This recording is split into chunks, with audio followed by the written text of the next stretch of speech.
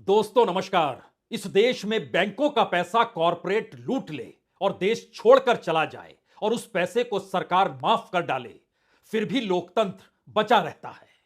इस देश में चुनी हुई सरकार, जो दिल्ली की सरकार, उसके अधिकार छीनकर लेफ्टिनेंट गवर्नर को सौंप दिए जाएं और फिर भी लोकतंत्र बचा रहता है। इस देश में एक दो नहीं बल्कि आधी दर्जन सरकारें, जिसे जनता ने चुना था, उसके विधायकों की खुले तौर पर खरीद फरोख्त हो, सत्ता पलट दी जाए, अपनी सरकार बना ली जाए, लेकिन लोकतंत्र बचा हुआ रहता है। इस देश में सत्ताधारी राजनीतिक दलों के दो टुकड़े कर दिए जाएं, जो खेल महाराष्ट्र में हुआ और सुप्रीम कोर्ट तक को कहना पड़ा राज्यपाल गैर कानूनी, असंवैधानिक तरीके से काम कर रहे थे, लेकिन लोकतंत्र बचा हुआ है। इस देश में चुनाव आयुक्त की नियुक्ति भी प्रधानमंत्री करें, फिर भी लोकतंत्र बचा हुआ है। इस देश में लोगों की जासूसी हो, फिर भी लोकतंत्र बचा हुआ है। इस देश के हर हिस्से में, चाहे वह नौकरशाही के दायरे में आए, चाहे इस देश के मीडिया के दायरे में आए, एक एक करके पन्नों को आज हम पलटेंगे, आपको बतलाएंगे जरूर, लेकिन लोकतंत्र खतरे में नहीं पड़ा, लोकतंत्र बचा हुआ रहा। और आज लोकतंत्र खतरे में है, और इस बात का जिक्र कोई दूसरा शख्स नहीं बल्कि दिल्ली में जिस पॉलिटिकल पार्टी की सत्ता है, उस पॉलिटिकल पार्टी के नेता हिमाचल प्रदेश में कह रहे हैं कि दरअसल लोकतंत्र खतरे में है।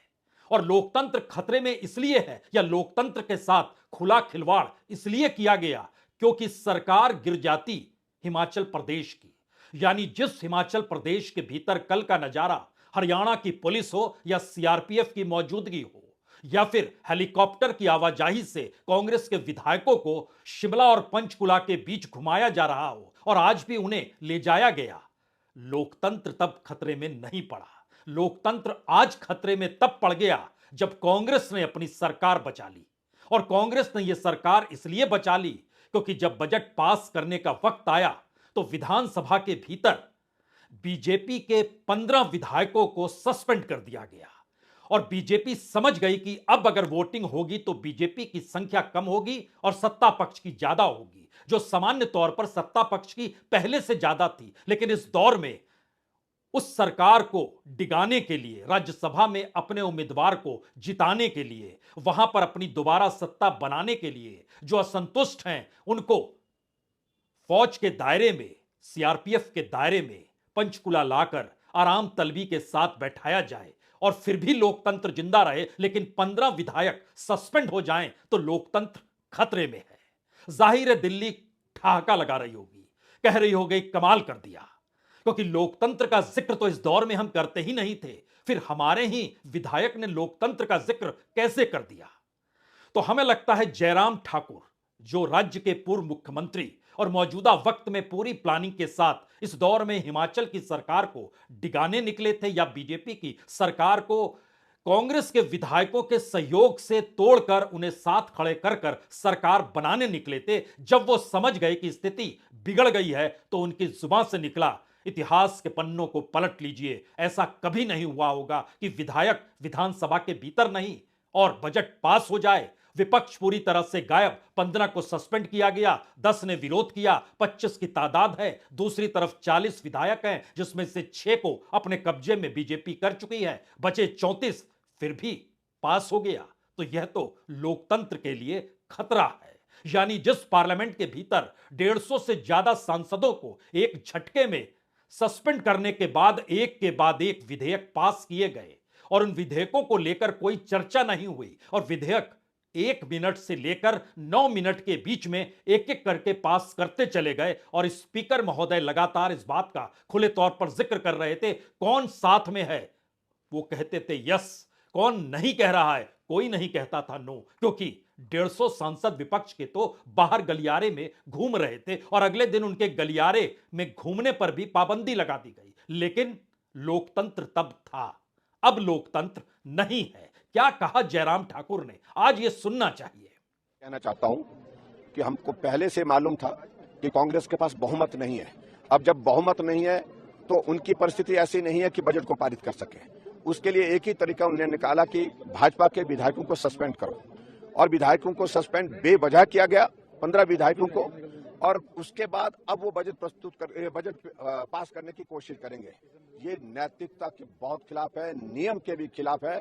और ऐसे में मुझे लगता है कि कांग्रेस पार्टी में भी बहुत सारे लोग ऐसे हैं जिनको ये अनुभव लग रहा है, जिनको महसूस हो रहा है कि ये जो हो रहा है ये गलत हो रहा है। नैतिक अधिकार बजट पास करने का, सत्ता में रहने का कांग्रेस के पास अब है ही नहीं। नैतिकता थोड़ी भी है तो इससे पहले कि पार्टी हटाए तो उनको विचार करना चाहिए। तो परेशान है जयराम ठाकुर, परेशान है बीजेपी, परेशान है दिल्ली की सत्ता। इस दौर में कांग्रेस को यह ट्रेनिंग किसने दे डाली कि अपनी सत्ता बचाने के लिए विधानसभा के भीतर भी बहुत बड़ा खेल हो सकता है। जबकि इस दौर में बीजेपी ने तो बतला दिया समूचे देश को कि बीजेपी सिर्फ एक पॉलिटिकल पार्टी नहीं है, उसका एक्सटेंशन सीबीआई में है, उसका एक्सटेंशन ईडी में है, उसका एक्सटेंशन आईटी में है, उसका एक्सटेंशन सीएजी में भी है।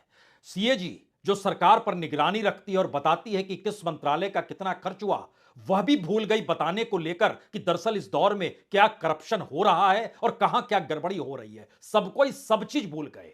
और इस दौर में वह मीडिया भी आंखों पर पट्टी बांध चुका है, कानों में रुई ठूस चुका है। तो ना सुनाई देगा ना दिखाई देगा, जो कहा जाएगा वो बता दिया जाएगा। और यह स्थिति के भीतर लोकतंत्र की खोज करने के लिए पहली बार ऐसा लगा कांग्रेस अगर जागी है तो कांग्रेस ने सुबह सवेरे हिमाचल प्रदेश के भीतर में यह सवाल खड़ा कर दिया, अब सरकार बचानी है। और बीजेपी को लगा यह सरकार कैसे बच सकती है, तो उसने कहा कि वहां के मुख्यमंत्री ने इस्तीफा दे दिया है। और इस्तीफा दे दिया है, ना किसी ने इस्तीफा मांगा ना किसी ने दिया। तो मुख्यमंत्री को खुद सामने आकर कहना पड़ा यह परिस्थिति क्या है, मैं मुख्यमंत्री हूं, मैंने इस्तीफा नहीं दिया, कौन कह रहा है।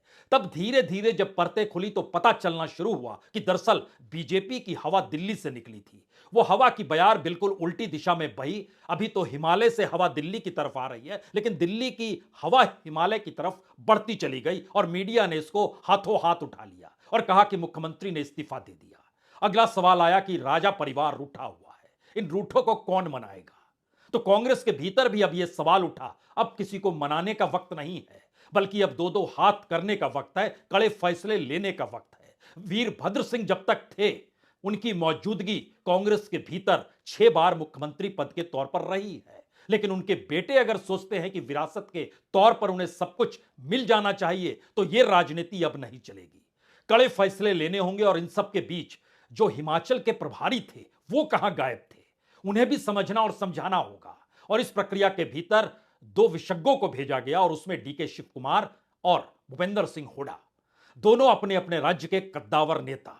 दोनों को कहा गया जाइए हालात को संभालिए, सरकार गिरनी नहीं चाहिए, सरकार 5 बरस चलेगी, जनता ने इस सरकार को चुना है। और इसी दौर में प्रियंका गांधी ने ट्वीट करके बहुत साफ तौर पर बतला दिया कि जनता जिसे चुनती है उसे गिराने की दिशा में यह सरकार बढ़ जाती है। और उसके तुरंत बाद पता चलता है कि वही बीजेपी कहने लगती है कि देखिए लोकतंत्र खतरे में है, क्योंकि हमारे विधायकों को विधानसभा से बाहर निकाल दिया गया।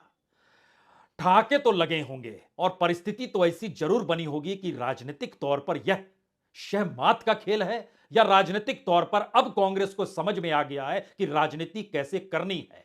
और डीके शिव कुमार कर्नाटक में इस मामले में माहिर हैं, तो उनके जरिए ही परिस्थितियों को संभाला जाए, यह संदेश था। लेकिन इन सब के बीच खुद निकलकर जब राज्य के मुख्यमंत्री सुक्खू सामने आए तो उन्होंने बहुत साफ तौर पर कहा कि किस तरीके से क्या कुछ हो रहा था और बीजेपी ने पूरी प्लानिंग कैसे कर रखी थी। खरीद फरोख्त हो रही थी, करोड़ों रुपए का आदान प्रदान हो रहा था। संख्या तो पता नहीं, लेकिन इस तरीके से हिमाचल जैसी जगह पर जहां पे 70 लाख वोटरों की मौजूदगी और उन सब के बीच सीटों की तादाद देखिए तो प्रति सीट के लिहाज से पूरा का पूरा समाज एक दूसरे से सिमटा हुआ होता है। कौन कितना रईस हो गया, किसकी पूंजी चली गई, पूरे समाज को पता चल जाता। और वहां पर करोड़ों का खेल खुले तौर पर सिर्फ इसलिए कि सत्ता पलट जाए, सिर्फ इसलिए सत्ता हमारी बन जाए। लेकिन नारा लगेगा लोकतंत्र को कोई खतरा नहीं है, लेकिन पहली बार लोकतंत्र को खतरा बीजेपी को नजर आया है। तो ऐसे में मुख्यमंत्री ने जानकारी जो दी, जरा सुनिए उसे। जिस प्रकार के षड्यंत्र रचकर सीआरपीएफ पुलिस लगाकर, हरियाणा पुलिस लगाकर, हेलीकॉप्टर भेजकर जिस प्रकार से सत्ता को हथियाने की कोशिश की, आज वो कोशिश नाकाम हुई है। पिछले दिनों भी जिन विधायकों की खरीद फरोख्त की बात थी और ये पता लगा, और मैं दावे के साथ कह सकता हूं कि जिस प्रकार से उन्होंने प्रलोभन दिया होगा उसके कारण कुछ विधायक बिके हैं। मैं एक बात और कहना चाहता हूं, लोकतंत्र में हमेशा सत्यमेव जयते होता है, सत्य की जीत हुई है। सभी हमारे जितने भी विधायक थे उन्होंने आज बजट पारित किया, मैं इसके लिए सभी का बहुत बहुत धन्यवाद करना चाहता हूं। और निश्चित तौर पर जिस प्रकार सरकार गिराने की साजिश रची गई थी और जो लोग थे उनका भी आने वाले समय में हम भंडाफोड़ करेंगे। निश्चित तौर पर यह सरकार 5 साल चलेगी। दरअसल सुक्कू की यह बात बहुत साफ बतलाती है कि लोकतंत्र को ही हड़पने का खेल चल रहा था। और याद कीजिएगा तो कल खुले तौर पर जयराम ठाकुर ने कहा था कि दरअसल हम बधाई देते हैं प्रधानमंत्री नरेंद्र मोदी को, बीजेपी के अध्यक्ष नड्डा साहब को और देश के गृह मंत्री अमित शाह को। कोई यूं ही बधाई नहीं देता है। कल तक लग रहा था यह सरकार गिर जाएगी, कल तक लगने लगा था कि ऑपरेशन लोटस सफल हो जाएगा, लेकिन यह पता नहीं था कि आज परिस्थिति पलट जाएगी। लेकिन इस देश में लोकतंत्र का खुला खेल कैसे खेला जाता है, यह झारखंड के मुख्यमंत्री हेमंत सोरेन जेल में बंद हैं। पूछा जा सकता है क्या दोषी करार दे दिए गए? सरकार कहेगी नहीं, एजेंसी कहेगी नहीं। इसी दौर में दूसरा सवाल एक और आएगा, दिल्ली के मुख्यमंत्री केजरीवाल पता नहीं किस दिन जेल में होंगे, तो क्या वो दोषी करार दे दिए गए? बिल्कुल नहीं। ईडी तो खुद अदालत चली गई, उसके बावजूद भी आज 8वां नोटिस भेज दिया गया। इन्हीं सबके बीच पश्चिम बंगाल के मुख्यमंत्री ममता बनर्जी के भतीजे अभिषेक बनर्जी पता नहीं किस दिन जेल में होंगे। और अगर जिक्र कीजिएगा तो बार बार बीजेपी इन बातों का जिक्र करेगी कि जिन मंत्रियों के घर से, जिन पॉलिटिशियंस के घर से करोड़ों रुपया मिलता है, तो क्या उसके खिलाफ कार्रवाई नहीं होनी चाहिए? अदालतों का दरवाजा क्या बंद हो चुका है? तो अगला सवाल कोई भी पूछ सकता है, अगर एजेंसी इतनी सक्रिय है तो इस देश के प्रधानमंत्री ने जब खुले तौर पर महाराष्ट्र के अजीत पवार का नाम यह लेकर किया था कि उन्होंने 60,000 करोड़ का घोटाला घपला स्कैम किया है, तो ईडी सक्रिय क्यों नहीं हुई थी? और उसके 48 घंटे के भीतर वही शख्स बीजेपी में शामिल भी होता है और डिप्टी सीएम भी बन जाता है। यह कौन सी परिस्थिति है? राजनीतिक तौर पर ईडी की कार्रवाई नहीं, बल्कि इस देश के भीतर में सत्ता की पहल को परखने की जरूरत है। लोकतंत्र कहां पर गायब होता है और लोकतंत्र कैसे मौजूद है, इसका पाठ सत्ता पढ़ाती है। और देखिए, सत्ता ने ही आज अखिलेश यादव को भी नोटिस भेज दिया। कल तो 7 विधायक छिटक कर आ गए थे और उनके खिलाफ कार्रवाई की दिशा में समाजवादी पार्टी बढ़ चुकी है, लेकिन आज सीबीआई का नोटिस उनको मिला है।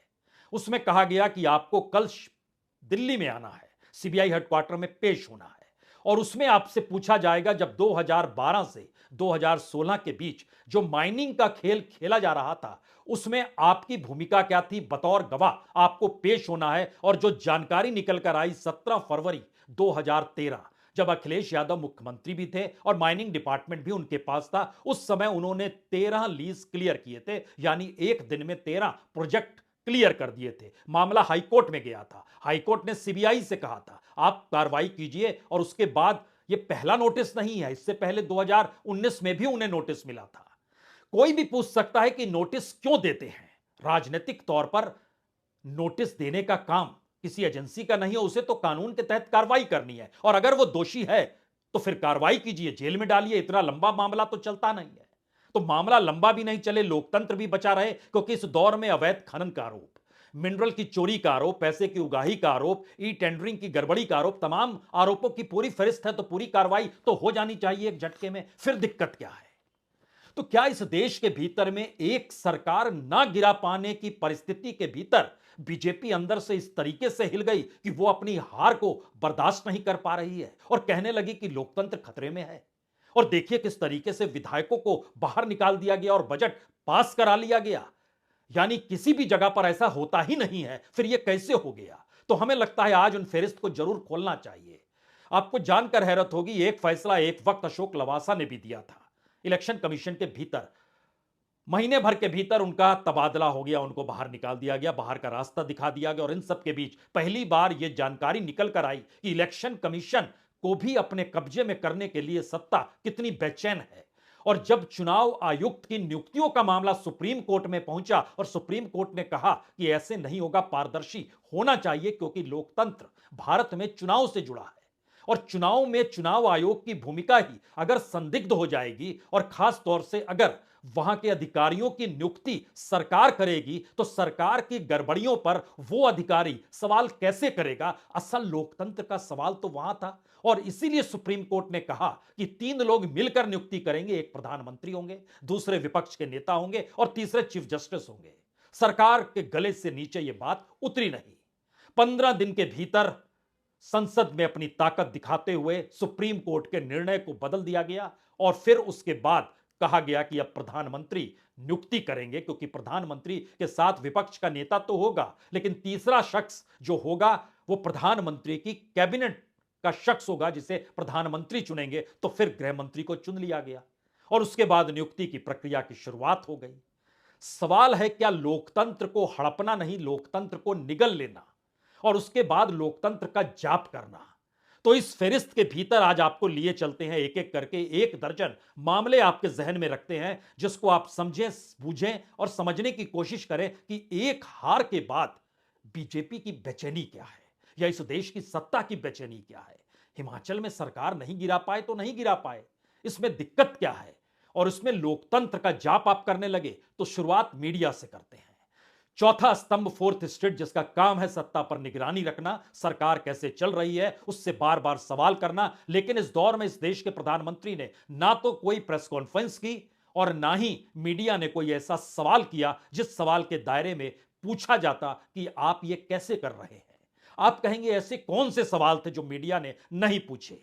तब पहला सवाल यही है कि एक चुनी हुई सरकार के अधिकारों को जो आप ले लेते हैं, जैसा आपने दिल्ली में किया, तो कितना वाजिब है और उसके बाद चुनाव का कोई मौका भी बचेगा या चुनाव कोई मायने भी रखेगा। अगर यह केंद्र शासित राज्य है तो चुनाव बंद कर दीजिए, बोल दीजिए यहां पर चुनाव नहीं होंगे और यह देश की राजधानी के लिहाज से जिसकी सत्ता होगी उसके अधीन रहेगा। यह कहने में क्या जाता है, लेकिन नहीं, लोकतंत्र को जिंदा रखना है तो फिर कानून को परिभाषित नए तरीके से कीजिए और सुप्रीम कोर्ट के जरिए और अपने पार्लियामेंट की ताकत उसके बाद दिखाइए। पहले सुप्रीम कोर्ट ने सारे अधिकार दिल्ली के मुख्यमंत्री को दिए, तो पार्लियामेंट में अपनी ताकत दिखाकर उस निर्णय को एक झटके में बदल दिया गया और चुनी हुई सरकार की तमाम शक्ति छीन ली गई। अगला सवाल था जो सुप्रीम कोर्ट में 14 राजनीतिक दल भी पहुंचे कि यह सीबीआई, ईडी और आईटी क्या है। आपको पूछना चाहिए विपक्ष के खिलाफ कैसी कार्रवाई हो रही है, कितनी बड़ी तादाद में हो रही है। और उसके बाद मामला अधर में या फिर लटका दिया गया।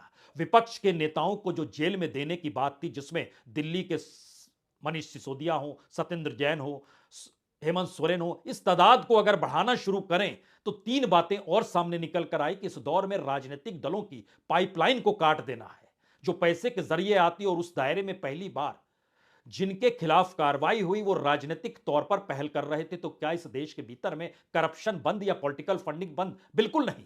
इलेक्ट्रल बॉन्ड अगर चल रहा था और इलेक्ट्रल बॉन्ड को सुप्रीम कोर्ट को कहना पड़ा कि यह पूरा गैर कानूनी है, तो 2018 से लेकर अभी तक का जो भी पैसा जिस पॉलिटिकल पार्टी के पास गया, जाहिर तौर पर अगर गैर कानूनी है तो वह ब्लैक मनी होगी, वो व्हाइट मनी तो हो नहीं सकती है। उस मनी की एवज में उन कॉर्पोरेट को लाभ दिया गया होगा। वो पूरा कच्चा चिट्ठा क्यों नहीं सामने आया है, यह भी सवाल कोई पूछ सकता है। लेकिन नहीं, लोकतंत्र पर आंच नहीं आनी चाहिए। फेडरल स्ट्रक्चर डगमगाया, राज्यों ने आरोप लगाया। पहले तो सिर्फ खेती और किसानी तक दखलंदाजी थी, उसके बाद जीएसटी और टैक्स भी कहीं ना कहीं उस पर भी पाबंदी लगा दी गई और कहा गया कानून सबके लिए बराबर होगा। यहां पर फेडरल स्ट्रक्चर टूटा, वहां पर इलेक्ट्रल बॉन्ड से इकोनॉमिक स्थिति छीनी गई और जनता के अधिकार जो अपने नेताओं को चुनते हैं वह मध्य प्रदेश में नजर आया, वह कर्नाटक में नजर आया और होते होते महाराष्ट्र में तो गजब ही हो गया। पॉलिटिकल पार्टी तोड़ दी गई। चुनाव आयोग ने उनके अनुकूल फैसला दे दिया, जो तोड़ने वाले थे सुप्रीम कोर्ट ने उसको गैर कानूनी करार दिया गया। लेकिन सत्ता चल रही है और लोकतंत्र बचा हुआ है। इसी दौर में चुनाव आयोग की भूमिका 2014 से लेकर अभी तक की परिस्थिति में और खास तौर से 2014 को जब प्रधानमंत्री मोदी प्रधानमंत्री नहीं बने थे, उस वक्त के एक भाषण को उठाइएगा तो खुद प्रधानमंत्री मोदी कहते हैं दरअसल इलेक्शन कमीशन बहुत बायस्ड है, बहुत ही पार्शियल हो चला है, यह नहीं होना चाहिए। लेकिन दरअसल ये तीर तुक्का नहीं है, बल्कि ये आने वाले वक्त की उस राजनीतिक मिजाज है जो बता रहा है कि इस देश में अब अलोकतांत्रिक होकर ही आप लोकतंत्र की ताकत की रक्षा करेंगे। यानी अनडेमोक्रेटिक हो जाइए और डेमोक्रेसी का राग जपते रहिए, और जनता सोचेगी यही डेमोक्रेसी है, इसी दिशा में चीजें चलती चली जाएंगी। क्योंकि इस दौर के भीतर में सेना के नाम पर भी तो वोट मांगे गए, जो इलेक्शन कमीशन तुरंत पाबंदी लगाता है। धर्म और सेना का इस्तेमाल नहीं होना चाहिए, लेकिन सब कुछ खुलकर हुआ। राजनीतिक तौर पर यह परिस्थिति धीरे धीरे अपने तौर पर बढ़ती चली गई, और इस देश के भीतर में जो विपक्ष जीते उसको मैनेज कैसे किया जाता है, इसका खुला नजारा चंडीगढ़ में नजर आया था। सुप्रीम कोर्ट ने उस पर भी नकेल कस दी, लेकिन इंतजार कीजिए, सत्ता और सरकार कब सक्रिय होती है और वो शख्स आने वाले वक्त में आपको किस पद पर बैठे हुए नजर आए। तो लोकतंत्र को बचाने के लिए अलोकतांत्रिक हो जाना, और जब अपने अनुकूल निर्णय ना हो तो फिर अनडेमोक्रेटिक या अलोकतांत्रिक परिस्थितियों का जिक्र करते हुए लोकतंत्र खतरे में है, इसका जिक्र कर देना यह कल्पना के परे परिस्थिति है। सिर्फ एक हिमाचल में कांग्रेस ने सरकार क्या बचाई, दिल्ली की हवा उल्टी हो गई। बहुत बहुत शुक्रिया, बहुत बहुत शुक्रिया।